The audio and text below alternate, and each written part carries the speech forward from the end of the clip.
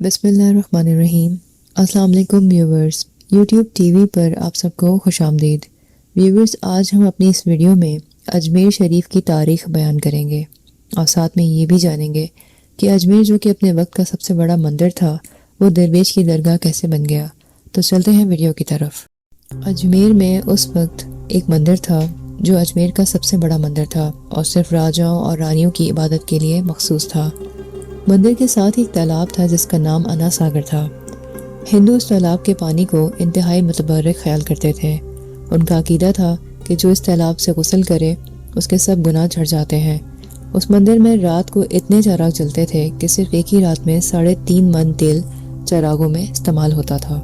इर्द गिर्द के कई देहात मंदिर के नाम थे, यानी उन देहातों की आमदनी मंदिर पर खर्च होती थी। मंदिर में हजारों मुलाजमीन थे जिनका काम आने वालों की रहनुमाई करना था कि कौन सा खुदा बेटा अता करने वाला है, कौन सा खुदा सेहत और तंदुरुस्ती का मालिक है और किस मूर्ति को पूजा करने से दौलत मेहरबान होती है। ख्वाजा गरीब नवाज रहमतुल्लाह अलैह उस मंदिर में तशरीफ़ ले गए और अना सागर से कुछ फासले पर चटाई बिछाकर अपने मुरीदों के हमरा बैठ गए। वक्त करीब था, लिहाजा आप रहमतुल्लाह अलैह ने हज़रत कुतुबुद्दीन रहमतुल्लाह अलैह से अजान देने को कहा। कुफ्र और शिर्क के गढ़ अजमेर में अल्लाह की वहदानियत और हज़रत मोहम्मद सल्लल्लाहु अलैहि वसल्लम की रिसालत का ये पहला ऐलान था। वो लोग इस्लाम से मुकम्मल तौर पर लाइल्म थे। चुनाचे अजान की आवाज़ सुनकर हैरान हुए और अपने घरों से निकल आए। सब मुसाफिरों ने अना सागर के पानी से वज़ू किया और नमाज पढ़ना शुरू कर दी। सब हिंदू हैरान रह गए। ये सब भगवान तो मंदिर के अंदर हैं, तो ये लोग सहन में किस भगवान को सजदा कर रहे हैं। शाम हुई तो राजा के ऊँट जो दिन में चढ़ने के लिए गए थे अपने चरवाहों के साथ वापस आने लगे। इत्तेफाक से जहाँ हज़रत ख्वाजा रहमतुल्लाह अलैह अपने साथियों के साथ बैठे थे, वो जगह राजा के ऊँटों के बैठने की जगह थी। चरवाहों ने बाबा साहब रहमतुल्लाह अलैह से कहा कि उठो बाबा, ऊँटों के बैठने की जगह खाली कर दो। आप रहमतुल्लाह अलैह ने फरमाया, इतना मैदान पड़ा है, ऊँट तो कहीं भी बैठ जाएंगे, क्यों मुसाफिरों को तंग करते हो। वो लोग ना माने और मुसलसल इसरार करते रहे कि ऊँट इसी जगह बैठेंगे। आखिरकार उन्होंने बहुत बदतमीज़ी से कहा कि राजा के ऊँट हैं, ये इन ऊँटों की जगह है, तुम लोग कहीं और डेरा लगा लो। आखिर आप रहमतुल्लाह अलैह ने उठते हुए हज़रत कुतुबुद्दीन रहमतुल्लाह अलैह से फरमाया, उठो कुतुबुद्दीन, ये कह रहे हैं कि ये ऊँटों के बैठने की जगह है, तो चलो अब यहाँ सिर्फ ऊँट ही बैठा रहेंगे। ये कहकर आप रहमतुल्लाह अलैह अपने साथियों के साथ उठ खड़े हुए और चले गए। अगली सुबह जब ऊँटों को चराई के लिए ले जाने का वक्त आया और चरवाहों ने ऊँटों को उठाना चाहा, तो पता चला कि ऊँट उठने के काबिल नहीं रहे। चरवाहों ने ऊँटों को मार मार कर ज़बरदस्ती उठाना चाहा, लेकिन वो बैठे रहे। चरवाहे परेशान हो गए कि जो ऊँट उनके एक इशारे पर खड़े होते थे, आज क्यों नहीं उठ रहे। आखिरकार इन्हें याद आया कि कल उस मुसाफिर फ़कीर ने कहा था कि चलो अब यहाँ ऊँट बैठे ही रहेंगे। लोग इकट्ठा होना शुरू हो गए। कोई कह रहा था कि फ़कीर कोई कामिल जादूगर है, किसी का ख्याल था कि वो कोई भगवान का अवतार है। बात राजा पृथ्वी तक जा पहुँची। राजा ने हज़रत मोइनुद्दीन रहमतुल्लाह अलैह को पैगाम भेजा कि तुम कैसे फ़कीर हो कि बेज़ुबानों को बांध रखा है, ये बेचारे भूख और प्यास से मारे जाएंगे, इसलिए मेहरबानी करके अपना जादू वापस ले लो। आप रहमतुल्लाह अलैह ने फरमाया, हम मुसलमान हैं और मुसलमान बद्दुआ नहीं करते और ना ही जादू किया करते हैं। जाओ, जिसके हुक्म से बैठे थे उसी के हुक्म से उठ खड़े होंगे। अब जो जाकर चरवाहों ने ऊँटों को उठाया तो पहली ही बारी में ऊँट खड़े हो गए। हिंदुओं की दिलचस्पी इन मुसाफिरों में बढ़ने लगी। 5 वक्त की अजान होती और नमाज अदा की जाती।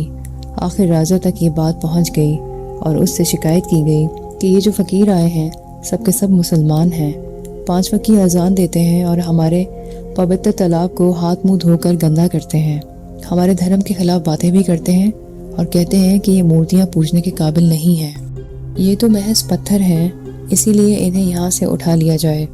राजा पृथ्वी ने फ़कीरों को पैगाम पहुँचाया कि तुम लोग गोश्त खाते हो, हमारे धर्म के खिलाफ बोलते हो, हमारे पाक तालाब को हाथ मुंह धोकर नापाक करते हो, जो हम बर्दाश्त नहीं कर सकते, इसलिए यहाँ से चले जाओ। आप रहमतुल्लाह अलैह ने फरमाया, और भी तो इतनी दुनिया आती है, हमारा पानी लेने से कौन सी कमी आ जाएगी। लेकिन वो कहने लगे, वो सब हमारे अपने धर्म के लोग हैं, तुम दूसरे धर्म के हो, आइंदा अगर तुम लोगों ने तालाब को नापाक किया तो हम सख्ती से पेश आएंगे। آپ رحمۃ اللہ علیہ نے حضرت قطب الدین رحمۃ اللہ علیہ سے فرمایا، قطب الدین شاید یہ لوگ ہمارے پانی لینے پر کوئی فساد برپا نہ کر دیں، جاؤ ایک مشکیزہ پانی لے آؤ تاکہ ضرورت کے وقت کچھ پانی تو موجود ہو۔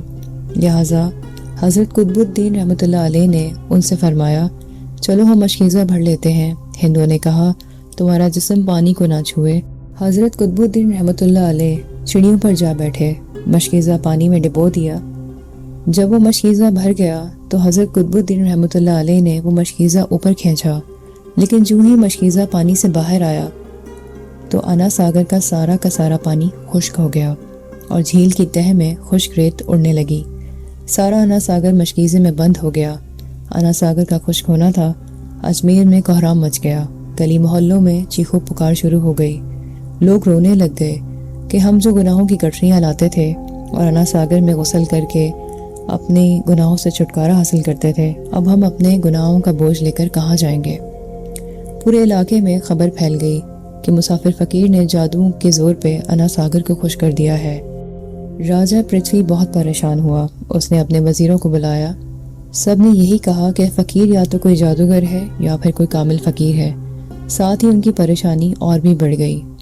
اجمیر کی رونق تو تھی انا ساگر کے دم سے، اس کی وجہ سے لوگ دور دور سے اجمیر آتے تھے اور اپنا ایمان تازہ کر کے لوٹتے تھے۔ انا ساگر کے خشک ہو جانے سے ہندو دھرم کو سخت دھچکا لگا تھا، اور یہ تشویشناک بات تھی کہ آخر طے پایا کہ فقیر سے مذاکرات کیے جائیں کہ آخر وہ کیا چاہتا ہے۔ لہٰذا تمام لوگ بابا صاحب رحمۃ اللہ علیہ کے پاس آئے اور بولے، بابا تم بھی وضو کر لیا کرنا، لیکن بھگوان کے واسطے ہمارا انا ساگر ہمیں لوٹا دو۔ حضرت غریب نواز رحمۃ اللہ علیہ نے حضرت قطب الدین رحمۃ اللہ علیہ سے فرمایا، جاؤ قطب، مشکیزہ واپس تالاب میں ڈالاؤ۔ جو ہی مشکیزہ تالاب میں ڈالا گیا، انا ساگر کناروں تک اچھل آیا۔ اس پانی نے کئی دلوں کو دھو ڈالا۔ ہندو قوم کی اپنی تاریخی کتابوں میں بھی ہندو مورخین اس بات کو تسلیم کرتے ہیں کہ اس شام 32,000 ہندوؤں نے کلمہ پڑھا اور مسلمان ہوئے۔ وہ لوگ سوچ میں پڑ گئے کہ اگر فقیر کچھ دن اور یہاں رہا تو دیوی اور دیوتاؤں کا تو نام لینے والا بھی کوئی نہ ہوگا۔ لہٰذا لوگوں نے راجہ کو مجبور کیا کہ کچھ کیا جائے۔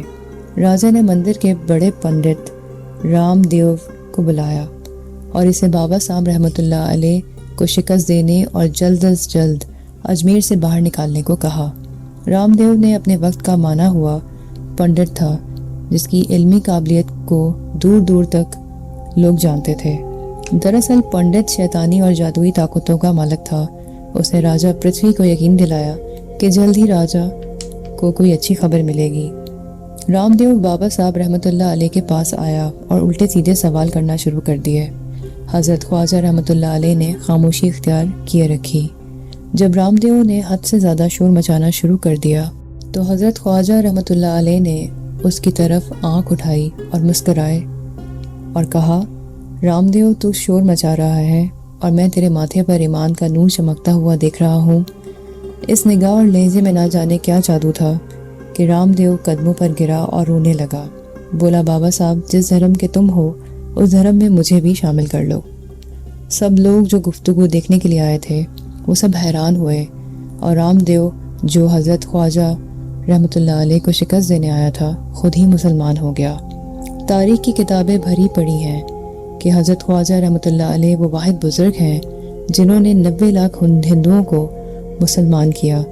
صدیاں بیت گئیں، آج بھی خواجہ اجمیر رحمۃ اللہ علیہ کا مزار راجستھان انڈیا میں موجود ہے، جہاں پوری دنیا سے ہر رنگ و نسل اور مذہب کا انسان حاضری کے لیے پہنچ جاتا ہے۔ ویورز امید کرتے ہیں یہ ویڈیو آپ سب کو پسند آئی ہوگی۔ اگر آپ کو ہماری ویڈیوز پسند آئیں تو ہمارے چینل کو لائک کیجیے، سبسکرائب کیجیے۔ Thank you so much.